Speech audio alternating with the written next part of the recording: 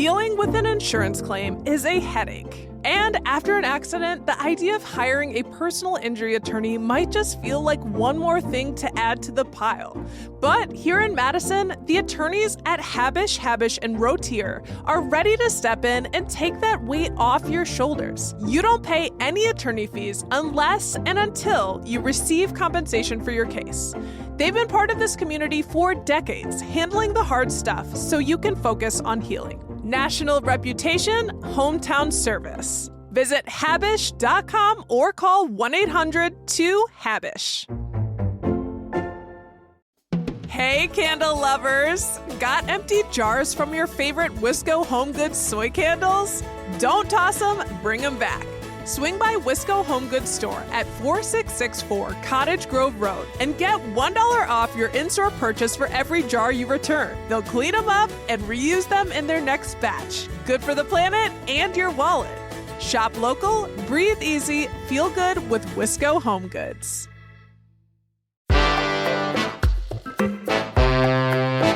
Today on CityCast Madison.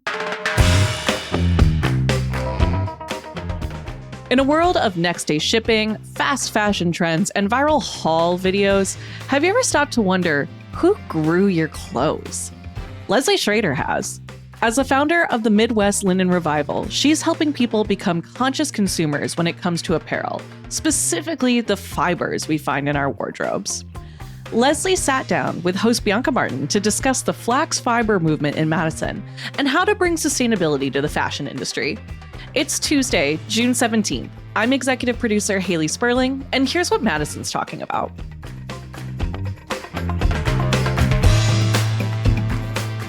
Hi, Leslie. Welcome to CityCast Madison.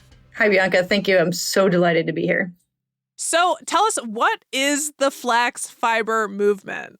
Well, that's going to take us a while to get all the way through it. But what it is, the amazing flax plant and the idea that we can grow this plant for fiber and have a regionally scaled textile industry. And when we're talking about flax, I think a lot of folks will think about the flax seeds that they grind up and they put in their food to be healthier. What plant are we talking about with the fiber? Same plant. And I do want to say those seeds are really, really good for you. Right. Yeah. So I've been told. There's a different strain of the same plant that is grown for seed. And it's also then planted more diffusely. So fewer plants per acre. And then it's branchier and shorter when we're growing it for seed, because we really want to encourage that seed growth. And then when it's grown for fiber, it's grown much more densely. So many more plants per acre. And then it's a taller strain that's been selected for its height. Okay, amazing. So we're looking at this, I'm going to call it a miracle plant, as all of our plants are. Right? But this fantastic plant that makes linen, you founded the Midwest Linen Revival. Leslie, why are you smitten with linen, and what are the problems that linen can fix? Well, so it is an amazing plant, so it's offering us food. And then the fiber, as I was just saying, it's a long stem. It is coming from the stem of the plant. And also the scientific name of the plant is Linum usatatissimum, which means the plant most useful. So it is giving us a lot. And it's a plant that grows well without a lot of inputs, without a lot of need for irrigation. So this can help us diversify our agricultural offerings with a, sustainably grown crop. And then at the same time, where we're talking about the fiber, we can start having more domestically sourced textiles. And why is that important? So for me, it's really, really foundational about the relationship that we're having with our clothes. So start all the way back there with finished garments. We're thinking about, where did the fibers for our clothes come from? And not a lot of us have that connection right now. And in growing this plant, it is a plant that people have had that relationship with for literally thousands and thousands of years. And I think that when we deepen into our sense of place and we're able to make those connections, I draw a lot of inspiration and connection from the local foods movement. And so really similar, we have that relationship with where did the strawberry grow and who is the farmer growing it and then making delicious food. We can have this same opportunity to deepen into a relationship, but the avenue being through our clothes. Mm-hmm. Because the average clothes that we might go out and buy today, their fibers are not from the farm down the road. typically? They're really going through a long journey, and that's one aspect to it. But currently, our textiles are really heavily synthetic. So there's a lot of environmental implications to that are super negative, not just from the extraction of petroleum and then the manufacture of our synthetic garments. Now we're talking about our polyesters and nylons, extremely prevalent in current textiles. And then they're there because it's really inexpensive. So it's inexpensive, but not inexpensive environmentally. And then when we are wearing and washing those heavily synthetic garments, little nanofibers are breaking off and going into our water. So 30% of microplastics in water are actually from us laundering our clothes. So we have plastics all over the place, right? We've got plastics in like my phone case or my vacuum cleaner, but they're not interacting with water in the same way and, the friction of going through the wash. So we should all wash our clothes less often.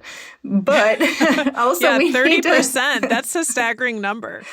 That's really significant. And we don't know exactly what the implications are to our health. But, those little nanofibers of plastic, they're in our bodies now. They're in our brains. We are literally drinking our old shirts at this time. And then at the end game, these clothes that when we're done wearing them, the synthetic clothes go sit in a heap in a landfill for pretty much forever. Or some other bad things happen, like perhaps they're lit on fire.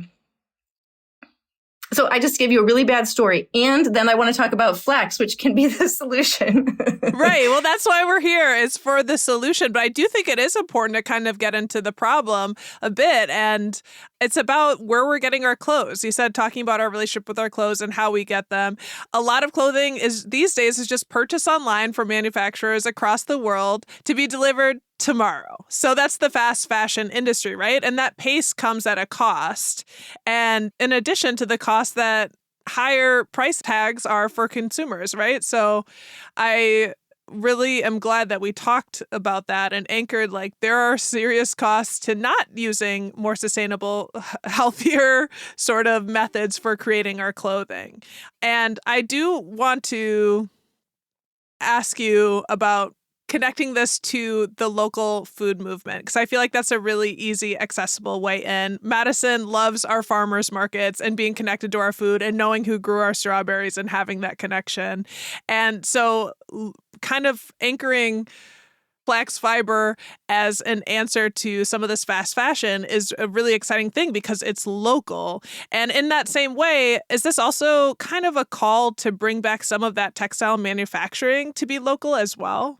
Yeah, absolutely. One aspect that's super important to me is about diversifying on-farm income opportunities. So if we can build this whole system, we can provide our farmers a really great crop that works well in a lot of small grain rotations. And every time you diversify your on-farm income, you make those farms more stable because of the possibilities of price fluctuations with commodity crops. So that's a really important one. And then also that it's not diversifying with another heavy input crop. It's a crop, the flax plant, that can grow relatively easily, sustainably. Like I said, people have had that relationship growing this plant for thousands of years, and all farms were organic, of course, for most of that time. So the plant hasn't become reliant on needing the inputs. And then just, when we have more of a manufacturing processing for the flax plant and then into our textile industry, this is creating rural job opportunities. The more I learn about the story, the more excited I am about it and what is possible with flax fiber. And you said that, when we're thinking about our region, we're not cotton growers, right? But it sounds like fiber flax grows really well here. Could Madison specifically become the face of this movement and the slow fashion movement, I suppose? I don't see why not. Flax grows really well in our region. There are other folks that have become smitten with linen in the East Coast in Pennsylvania. There's an organization, Pennsylvania Flax Project, and then folks working hard at Oregon State. Yeah, we're not going to be growing cotton here, but the flax plant grows really well here. And then also a number of other reasons why it's a good fit for our region. Like the first step in processing is called retting, which works well with dewy mornings, which we have here in the Midwest. But you were getting at specifically Madison. Like I said, we need to always center in thinking of the flax plant, the agricultural aspect. So for me, it's important that it is becoming something that's accessible for rural job opportunities. I think that University of Madison can play a really great role with researchers, with their enthusiastic textile students. And then, you're right, absolutely, in people are already in the Madison area, like making those connections with their food. So they're kind of a ready-made, enthusiastic audience. So 100%. Yeah, and I don't know that the average person who's not maybe a part of the fiber arts community is thinking about how are my clothes made, But there's a lot of reasons to think about that. And you laid out some, staggering statistics, and chemical dyes being something that's used regularly in some of the synthetic textile manufacturing. Do you think knowing some of these sorts of statistics and knowing that tariffs are now offering higher prices for the sort of fast fashion and accessing clothes from around the world in a second's time might make the movement towards these more sustainable local fiber practices more appealing? Yeah, so there's kind of two things there that I want to follow up on. The dyes that are used in our clothing, in some ways, there's a number of them that wouldn't be allowed in this country. So we have some more environmental protections than some other countries. So that's somebody else's water that we're polluting with it. So we don't necessarily see it. And bringing it right up to being against your skin suddenly makes it seem really important to each individual's health. And as we know, the skin is the largest organ in our bodies. So what are we absorbing through some of those is a really important question. Again, don't really have a lot of information to research and understanding it. But there are a number of stories and lawsuits out there where organizations changed their uniforms, and then all of the employees wearing the uniforms suddenly were getting real serious skin problems. And then, sued to have their uniforms changed. So that's one thing to really be aware of. It's impactful. It's harder to trace it when it's just like one person wearing one garment. But really, when you were wearing uniforms, it was really clear, right? Immediately. There's something going on here. Yeah. Yeah. So there's that. So there's that immediate, and then there's the environmental impact of microplastics in water. That's very down home. That's our clothes. It's our laundry. It's going right into our water.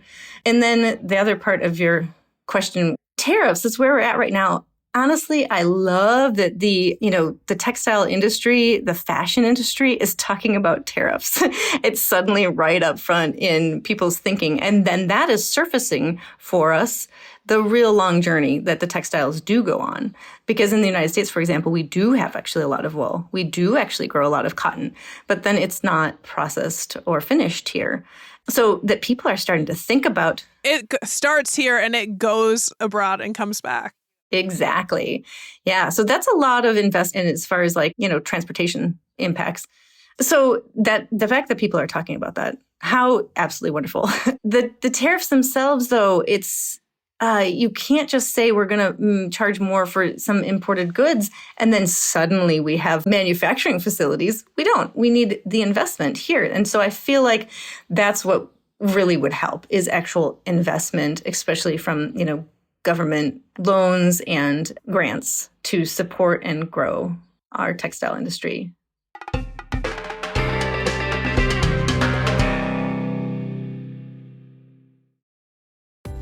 This episode is sponsored by Babbel. Have you ever picked a vacation spot based on where you won't need a phrase book? With Babbel, the language barrier no longer has to hold you back.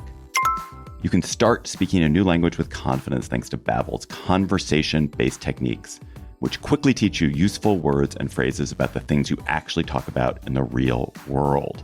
Babbel has more than a dozen languages available for you to learn at your own pace, with material tailored to your individual proficiency level, interests, and time availability. I'm David Ploth, CEO of CityCast, and I've been learning Spanish with Babbel. What I really love about learning Spanish with Babbel is that it works with me where I am. The app and the website keep track of what I've learned. They help me review what I probably forgot from last time, and always is keeping me engaged with a new challenge based on actual conversations I might have in Spain or Mexico or Colombia. Especially food conversations, because I love food conversations. So get talking with Babbel. I want you to learn another language, so I'm teaming up with Babbel to give you 55% off subscriptions, but only for CityCast listeners at babbel.com/CityCast. Get up to 55% off at babbel.com/citycast. Spelled BABBEL.com/citycast. Babbel.com/citycast. Rules and restrictions may apply. Test, check 1, 2. You know you need unique New York. You know you need unique New York. Does that sound all right? Ah, that's better. You can always tell something's missing when you get isolated results. Like AI that's only right for one of your systems. Get AI that can work across your data and applications. Learn more at IBM.com. The AI built for business. IBM. The opposite of fast fashion is slow fashion. I did want to ask about the processing of flax fiber, because how slow is it? So there's really two distinctive paths. So there is this very beautiful hand-worked artisanal scale, which is where we're at right now. And there's all kinds of really cool words that go along with the processing of flax. So we harvest the flax by pulling it, actually just uproot the plant, and then lay it down in the field. And the first step in processing is retting. And this is a slight decomposition of the plant, which loosens those fibers in the stem from the inner woody part of the plant called the shive. And then this is an important thing to get to know this process and to be able to determine and assess when it's gone far enough. Because if you don't leave it long enough, the fibers will not want to come loose, and you'll actually end up breaking some of them as you're trying to process. If you leave it to ret for too long, all you'll have is a mess, which you could then you make paper with, but you won't be able to make some beautiful textiles when the fiber's been degraded by being left to ret for too long. So then the plant is dried, and then you'd put it through a hand brake, which is a wooden tool that starts to separate that shive and the fiber, so the brake, and then a scutching board, which is the next step in kind of cleaning that fiber from the shive, and then a hackle, which is actually a series of a bed of very, very sharp nails. And then you have a cleaned fiber that's called a sliver. And then from there, you need to spin it. And there are some people with some really deep, skillful knowledge in hand spinning. And then from there, you could do what you'd like. You might weave it or knit it. Okay, well, Leslie, those are a lot of words that if you are not in the fiber arts community, you might not know. So I feel like I'm learning a lot.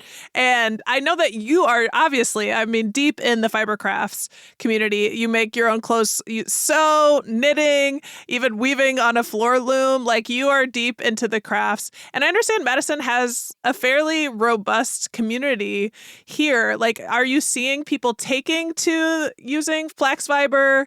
What's the current status and picture of the movement just right here in Madison? Yeah, so we have a pretty substantial woolen textile industry in Wisconsin, all things being relative. You know, there's a fair number of sheep out there. And so you get your hands on some local wool is absolutely doable. And so I want to say with the flax journey, I started out in 2002 and actually did a survey of our regional fiber arts and crafts community and asked if there was local linen, would you buy it? And the answer was such a resounding yes. That's the journey that I've been on. So I started there to get a feel for were people working with it. And a lot of people had already actually started linen projects. It's just not easy to get a hold of. So the people that are, especially with the Madison Weavers Guild, they're probably the most enthusiastic. They're like, Leslie, when? When will we have some of your flax fiber? And what drew you to all of this? Because you are just an absolutely fascinating person. What got you hooked on linen and this plant? Yeah, so that sounds like a drug. What got you hooked on this plant? Yeah, I'm there for it. Yeah. Not eating lunch because I'm out tending my flax.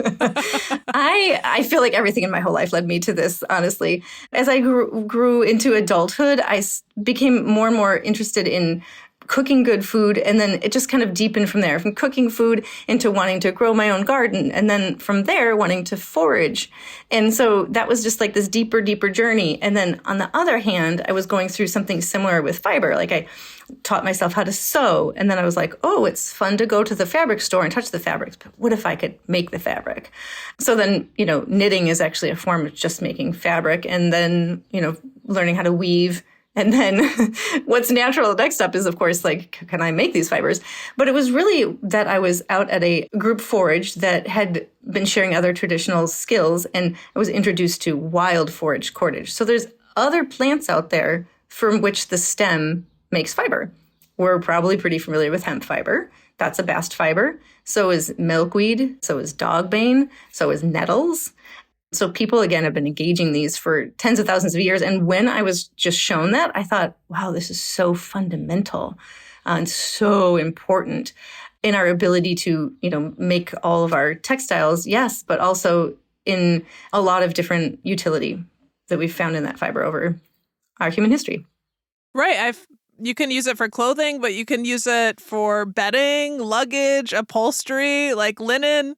Is everything. I'm just saying that right now. It's summertime, so it's in fashion, right? So it's breathable, which is not only in fashion, but also as our planet heats up, is going to be even more necessary. But it does seem like it's really, really a neat plan. And just thinking about the fact that you're trying to bring this to the broader public and get people connected with the fibers of their being, the fibers of their clothing seems really profound in a way. Yeah, and humans have had that relationship, and we've just kind of forgotten it. It's so right in front of us. And so, back to the local foods movement, I think it is just an opportunity for a way for us to deepen into our sense of place. And, so to ask that question, who grew your clothes? And can you have a relationship somehow with where that plant came from?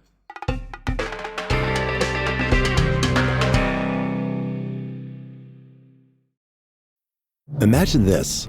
The best pasta sauce you have ever tasted sits abandoned on a plate. Wasted sauce. That is a tragedy. If only you had used Barilla al Bronzo pasta. Its bronze-cut texture holds your sauce and scoops up every last drop. The Italians call that scarpetta.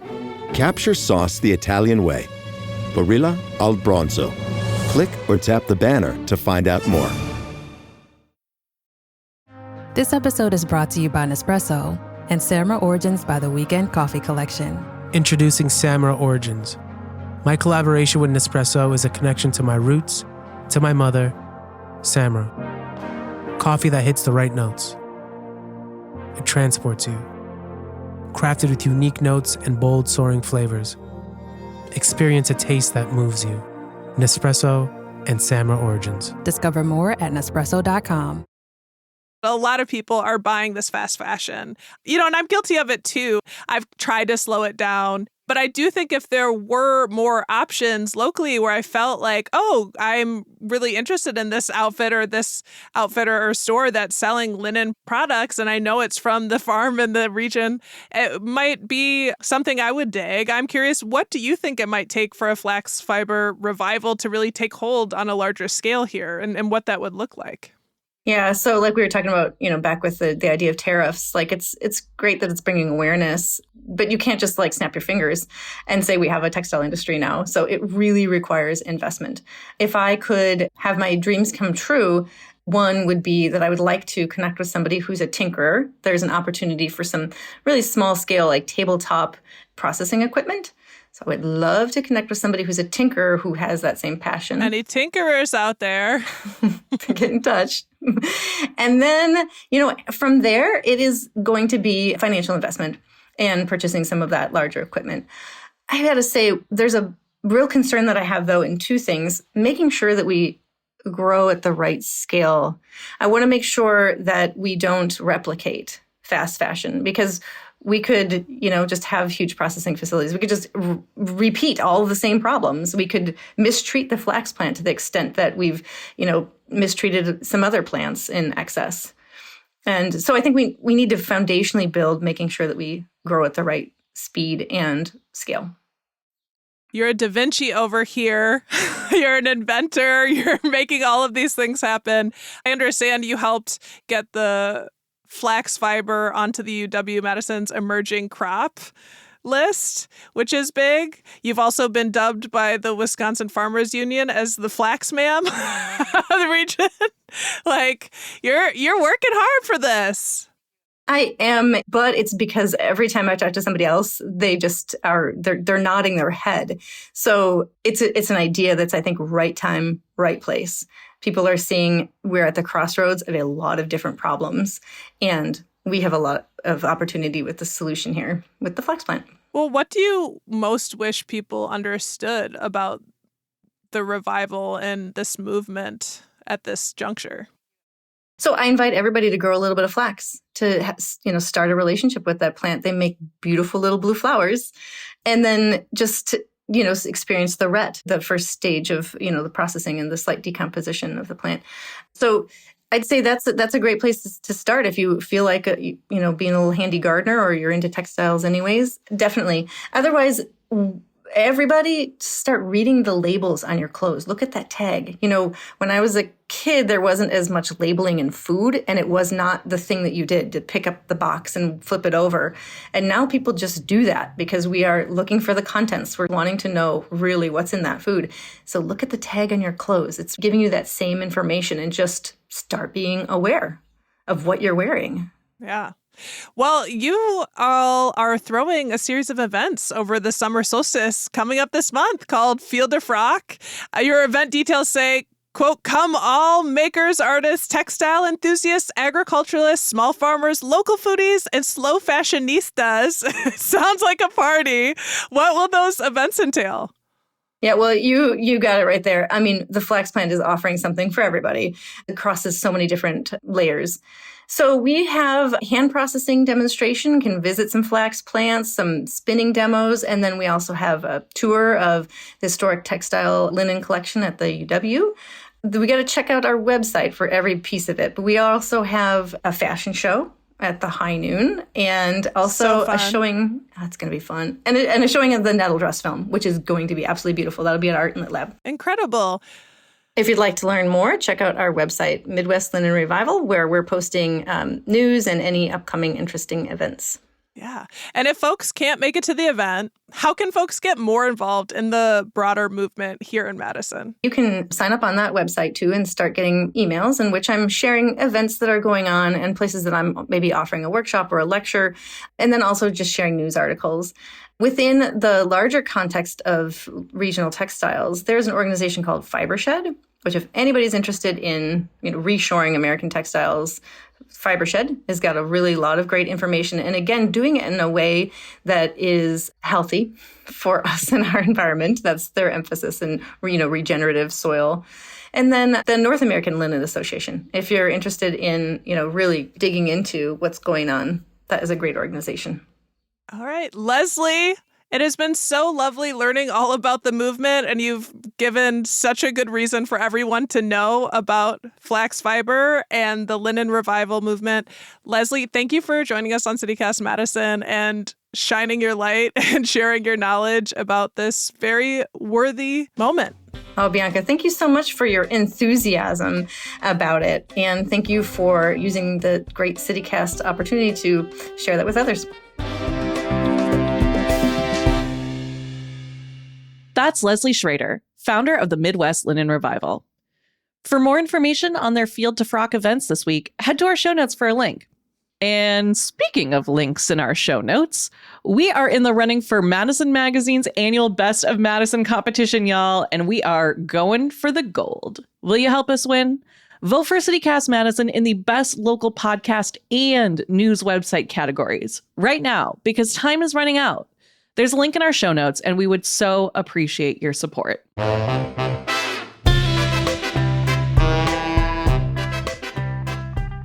That's all for today here on CityCast Madison. I'm executive producer Haley Sperling. If you enjoyed today's show, why not share this episode with your most Da Vinci-like friend, someone who likes to craft and make things happen. We'll be back tomorrow morning with more stories from around the city. Until next time, take good care of yourself and your clothes.